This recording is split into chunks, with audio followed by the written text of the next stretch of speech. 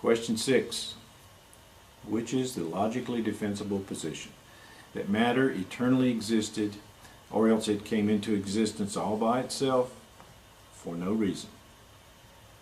And then it arranged itself into extraordinarily complex living systems, including not only mechanisms but huge amounts of information that's needed for life to function. This being against everything that we've ever observed in science, where things moved towards disorder left on their own, as opposed to moving towards more order. Or the other position, that an eternal self-existing being, definition of God, infinite intelligence, infinite power, created life and the information systems necessary for life to exist all at once. The basic answer is we understand the processes that simple elements like hydrogen can go through to become more complex ones, like the formation and destruction of stars. We understand how simple creatures can expand into more complex ones through evolution. The huge amounts of information needed for life to function are obtained through the trial and error process of mutation and natural selection. Small changes to simple creatures build up over time, creating the vastly complex creatures found today. This is only a problem if you have a preconceived belief that God does not exist.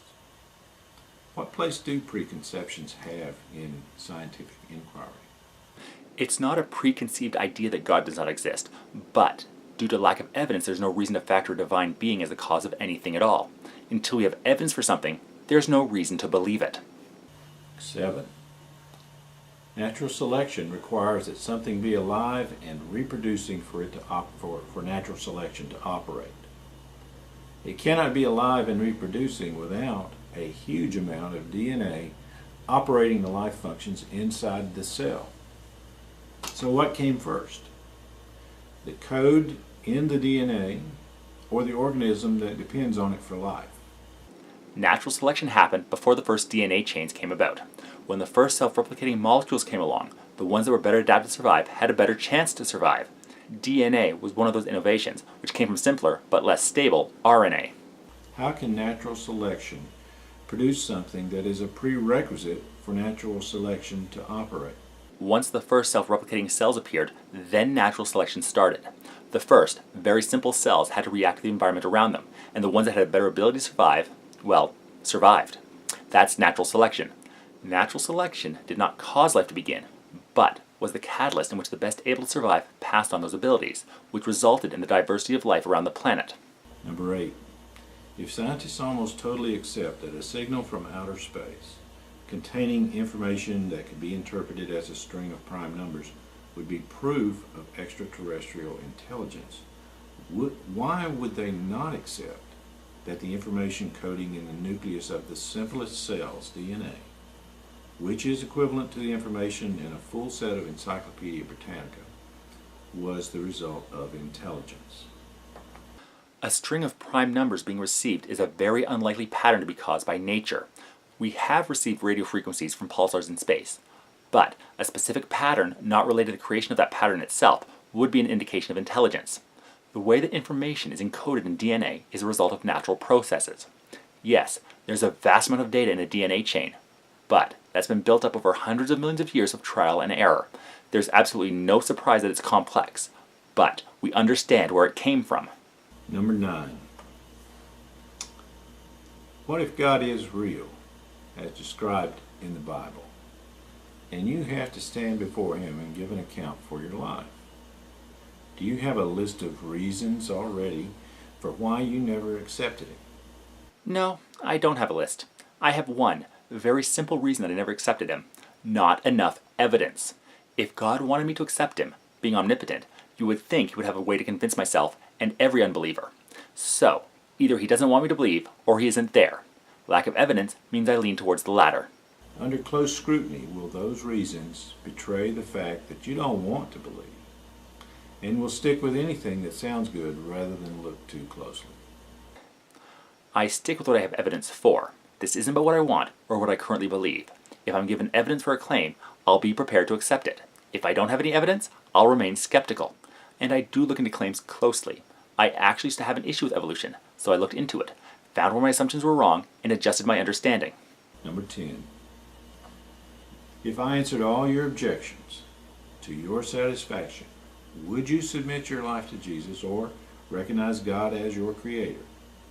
My objection is due to the lack of evidence of your claims. If you were able to provide evidence, then yes, I would have to accept there's a Creator God out there. Whether I'd worship it or not is a different question, but I haven't received anything like that yet. Once you have evidence that something's out there, then I'll have to accept that evidence.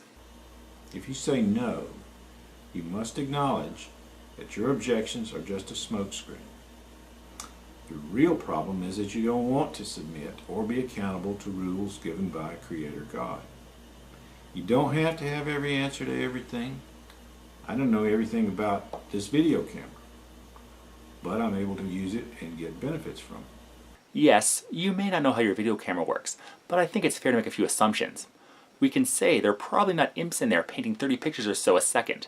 I mean, you can make that claim and say I have no proof that isn't what happens. I haven't taken mine apart to look inside, but the fact we have no evidence for imps existing makes it unreasonable to assume that's what records our videos. The same goes for your claims about God. Since I haven't received any evidence that one exists, I have no reason to assume one does. It's okay if you say, God may be real, but I don't like Him. You would say that utterly destroying thousands of people in the blink of an eye is a horrendous act of mass murder, wouldn't you? But you cheered when Luke Skywalker did just that by destroying the Death Star and crew in the first Star Wars movie. Oh, you did not bring up Star Wars as a defense. Let's get to it. There's a slight difference between Luke Skywalker and God. Luke had received, at best, a few hours of Jedi training on board the Millennium Falcon, and had been able to do not much more than sense a connection to the Force. He did come off as a typical new recruit to a cult, berating Han for not believing in his new religion that he'd only been introduced to that day. It's been shown in the prequels that even a fully trained Jedi is not all-powerful and can do anything, so one who is just scratching the surface obviously had very limited abilities. Now, Tarkin had already shown a willingness to use the destructive abilities of the Death Star on populated planets like Alderaan, killing millions, if not billions, in a matter of moments. Luke and the Alliance High Command felt the best option was to destroy the Death Star because it was the only way of stopping from destroying the rest of the rebels on the moon of Yavin, let alone subjecting the will of the Emperor across the galaxy. God, on the other hand, is claimed to be omnipotent and, by definition, can do anything. He could have set things in motion to help people be better instead of just drowning or destroying anybody. They do have one thing in common. Both are fictional beings with the same amount of evidence behind them. Don't assume that God was a bad guy when He did things like that in the Old Testament. I don't assume that God is the bad guy in the Old Testament, but his actions in that book make it somewhat difficult to reconcile the claim that he's the good guy in it. At best, in those stories, he comes across as a petty sociopath, and, whether I like him or not, makes zero difference to its existence. Look into it for yourself. As you get to know Him through the Bible, you will come to see that God loves you and does not intend for you to perish. You will live forever. The question is, will you enjoy the part of your life that happens after you die? I have looked into it, and haven't found any reason to think there's a God, loving or otherwise, out there. The same goes for the afterlife. I have not found any evidence that anything but our personality or psyche will continue after our brain stop functioning, let alone any kind of infinite reward or punishment. All I can say is, what matters is what we do with the time we have right now. As always, if any of you come across something you think I should go over, or have questions of your own, please send them my way.